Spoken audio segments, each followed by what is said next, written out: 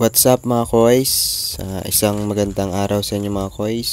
Ngayon pala is magpapalit tayo ng tinatawag na kick arm o yung kick starter ng ating motor. Ito pala yung nabili natin na kick arm sa shop dito sa amin. Ang tatak pala nito ay Takasago. Hindi to genuine parts nung Smash. Pero I believe naman na okay din to, no? Nabili ko siya for about 180 pesos, no? Hindi na masama. Takasago yung pinakang brand niya. Bali magpapalit pala tayo kasi yung kick arm nung ating motor is kalawangin na at kailangan na talagang palitan. Bali yan, binuksan ko na nga pala. Ito siya, diba? Ang ganda, maganda siya. For Smash to, for Smash 115 na motor. Ang kintab, ganda, diba?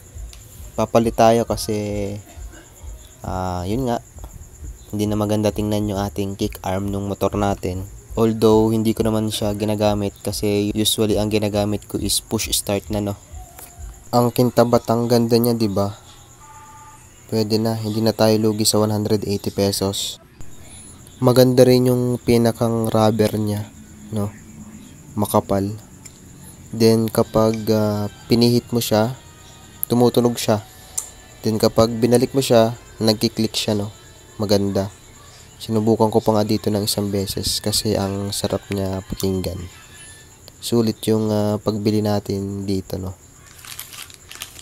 May kasama na rin pala siyang pinakang tornilyo, yung pinakang volt niya.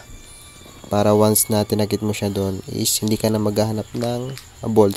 May kasama na siya. Ito pala yung kick arm nung ating motor. Kung makita nyo, kalawangin na siya. At para sa akin talagang papalitin na, no. Hindi na siya maganda tingnan at hindi na maganda siya tingnan para sa akin. Ito pala yung gamit natin na tools, no. 14mm lang yan. Papaluwagan mo lang naman yung pinakang tornilyo nun, pinakang kick arm.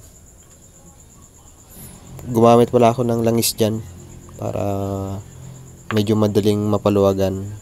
Bali dyan, natanggal ko na pala siya. Madali lang naman siya tanggalin. Basta may lubricant ka, no.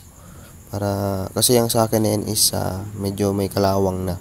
Kaya nilagyan ko siya ng langis para madali ko siyang mahugot. Pinunasan ko lang kasi may mga langis-langis pa para maganda once na sinalpak natin yung bago. Naglagay din pala ako ng langis dun sa bago kasi para madali siyang ipasok, tsaka yung pinakang bolt niya o yung tornilyo is madaling mahunot once na gusto ko siyang tanggalin. Dito pala is pinahigpitan ko lang siya, yung saktong higpit lang, hindi naman kailangan ng mahigpit na mahigpit.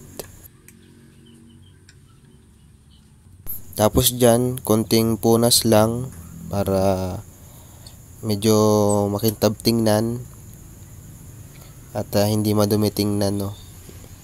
Tinry ko pala dyan yung na-click na sarap kasi pakinggan. Yan, bali tinesting ko na dyan kung okay ba. So far naman goods naman, no. Goods naman sa panlasa ko yung paglalagay ko ng kick arm dito sa Smash 150 na motor natin. So far so good. Good siya, maganda. Yun lang. Sana nakatulong. Salamat sa panonood.